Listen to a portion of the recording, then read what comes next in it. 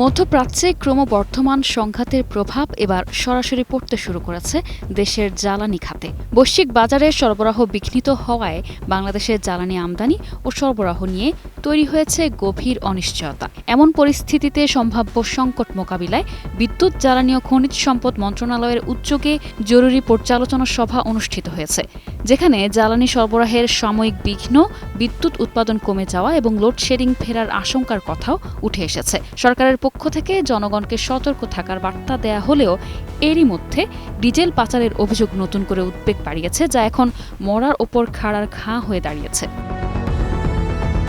বিশ্বের নানা প্রান্ত থেকে রেমিটেন্স লেনদেনে নগদ নিয়ে এলো হার না মানা হার অফার। সর্বনিম্ন 10,000 টাকার রেমিটেন্স নগদে পাঠালে স্বর্ণের হার জেতার সুযোগ।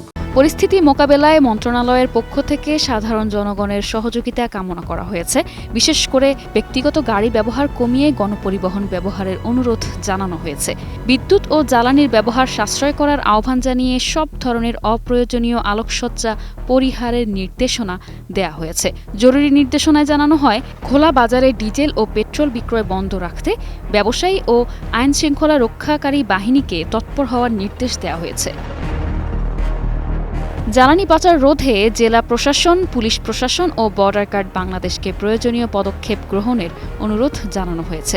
মন্ত্রণালয় জানিয়েছে, বৈশ্বিক পরিস্থিতির নেতিবাচক প্রভাব ন্যূনতম পর্যায়ে রাখতে সম্ভাব্য সব ধরনের ব্যবস্থা গ্রহণ করা হয়েছে।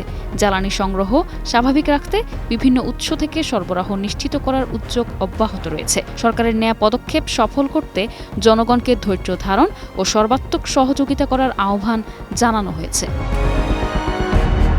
এই অনিশ্চয়তার মূল কারণ মধ্যপ্রাচ্যে চলমান সংঘাতের ফলে বৈশ্বিক জ্বালানি সরবরাহ ব্যবস্থায় বড় ধরনের চাপ তৈরি হওয়া। ওই অঞ্চল থেকে বিশ্বের বড় একটি অংশের অপরিশোধিত তেল ও জ্বালানি রপ্তানি হয়। যুদ্ধের কারণে তেল পরিবহনের গুরুত্বপূর্ণ সমুদ্রপথ ঝুঁকির মুখে পড়েছে। জাহাজ চলাচল ব্যাহত হচ্ছে এবং আন্তর্জাতিক বাজারে তেলের দাম অস্থির হয়ে উঠছে। ফলে জ্বালানি আমদানি নির্ভর দেশ হিসেবে বাংলাদেশ নির্ধারিত সময় ও পরিমাণে তেল ও গ্যাস সংগ্রহে অনিশ্চয়তার মুখে পড়ছে, যার প্রভাব পড়তে পারে বিদ্যুৎ উৎপাদন, শিল্প কারখানা ও সারের উৎপাদনের ওপর। সব মিলিয়ে বৈশ্বিক অস্থিরতার প্রভাব এখন সরাসরি দেশের জ্বালানি নিরাপত্তার ওপর পড়ার আশঙ্কা তৈরি করেছে।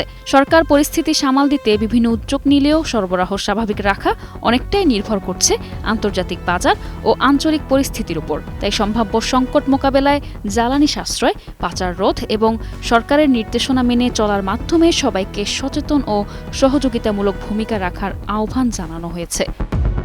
নিশা আলম, নিউজ ডেস্ক, 21 টেলিভিশন।